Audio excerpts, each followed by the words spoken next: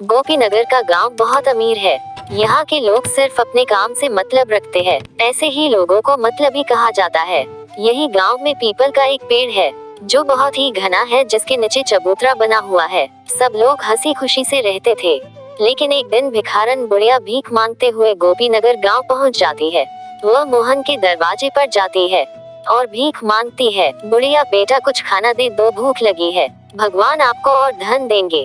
मोहन, सुबह सुबह भीख कौन मांगता है काम पर जाने के समय। जाओ आगे, अभी मैं काम पर जा रहा हूँ। बाहर की आवाज सुनकर अंदर से कमला बाहर आई। कमला, रुको, मैं इनके लिए कुछ खाना लाई हूँ। बुढ़िया, भगवान तुम्हारा भला करे। बुढ़िया खाना लेकर चली जाती है। मोहन, क्या जरूरत थी खाना देने की, पैसे की बर्बादी करती हो। लोग सब हमसे अमीर हो रहे हैं और तुम पैसे उड़ा रही हो। कमला, तुम बिना मतलब के बात मत करो। खाना खराब हो चुका था इसलिए दे दिया। खाना लेकर भिखारन बुढ़िया पीपल के पेड़ के नीचे चली जाती है। खाने को खोलती है तो उसमें से बदबू आती है। गौर से देखा तो उसमें कीड़े पड़ चुके थे। गरीब बुढ़िया ने खाना फेंक दिया और दूसरे घर में भीख मांगने चली गई और वह शीला नाम की औरत से बोली, बुढ़िया भगवान भला करेंगे तुम्हारा, मुझे कुछ खाना दो और हाँ, गंदा खाना मत देना, मैं पहले से ही बीमार हूँ और बीमार हो जाऊंगी। शीला, हाँ हाँ भीख मांगती हो और ऊपर से फरमाइश, जाओ, नहीं है मेरे पास देने के लिए कुछ। गरीब बुढ़िया वहाँ से दूसरे घर में खाना मांगने चली गई। एक आदमी ने थोड़ा सा खाना दिया। बुढ़िया, बेटा थोड़ा सा खाना और दे दो, इसमें तो पेट भी नहीं भरेगा। लड़का, देखो हम इससे ज्यादा नहीं दे सकते, महंगाई का जमाना है, पेट्रोल कितना महंगा हो गया है पता है। गरीब बुढ़िया को गांव के लोगों से इतनी कम भीख मिली कि उससे उसका पेट नहीं भर। कुछ दिन में वह और ज्यादा कमजोर हो गई। बहुत अधिक गर्मी होने के कारण एक दिन बुढ़िया को बहुत जोरों से प्यास लगती। आसपास पानी न मिलने के कारण वो लोगों के घर जाकर पानी मांगने लगती।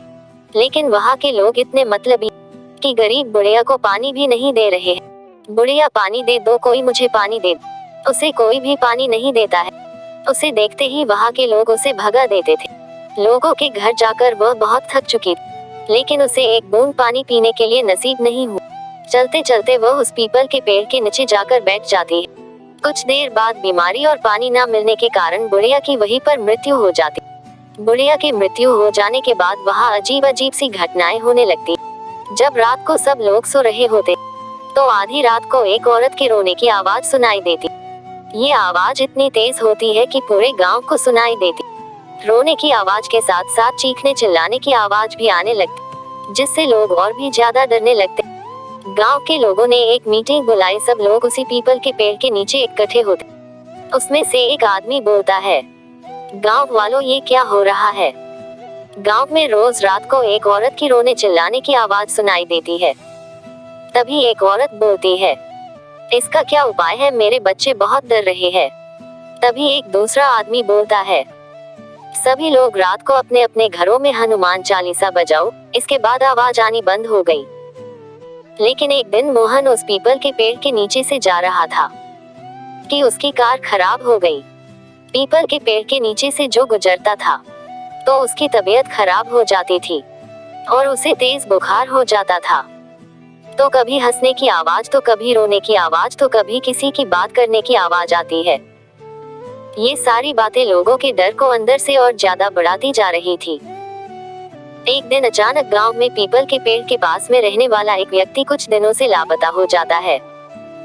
सुबह उस व्यक्ति का मृत्यु शरीर पीपल के पेड़ के नीचे पड़ा हुआ मिलता है। इस बात ने गांव वालों को और भी ज्यादा डरा दिया था। कमला कोई भी शाम होने के बाद घर के बाहर नहीं निकलेगा। गांव के सब लोग अपने घर के दरवाजे को बंद रखते हैं ताकि कोई गायब ना हो जाए। मोहन और उस पीपल के नीचे तो भूल कर भी ना जाना, भूत रहता है, उस पर कुछ भी हो सकता है। तभी कमला और मोहन के बच्चे बोलते हैं, ठीक है, हम लोग कहीं नहीं जाएंगे। बच्चे चादर ओढ़कर सो जाते हैं। पूरे गांव के लोग बहुत डरे हुए हैं। कोई भी घर के बाहर नहीं निकलता है। पूरे गांव में मानो मातम पसरा हुआ है।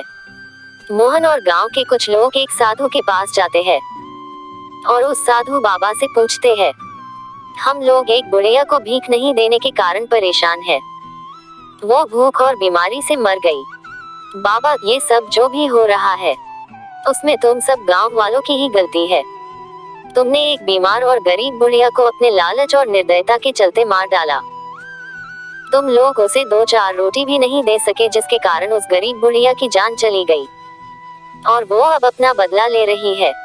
गांव वाले डर जाते हैं और साधु बाबा से पूछते हैं, क्या इसका कोई इलाज नहीं है बाबा जी? बाबा, हवन पूजा का इंतजाम करना होगा, तब शायद कुछ हो सकता है। तब सभी गांव वाले बोलते हैं, ठीक है, हम सब तैयार हैं। हवन पूजन शुरू हुआ। साधु के मंत्रोच्चार से चुड़ैल प्रकट हुई। चुड़ैल, ये साधु तुम क्यों इस मामले में पड़ रहे हो? तुम अपने रास्ते चले जाओ, वरना तुम्हें भी मौत मिलेगी। बाबा, देखो, इंसान से गलती हो जाती है।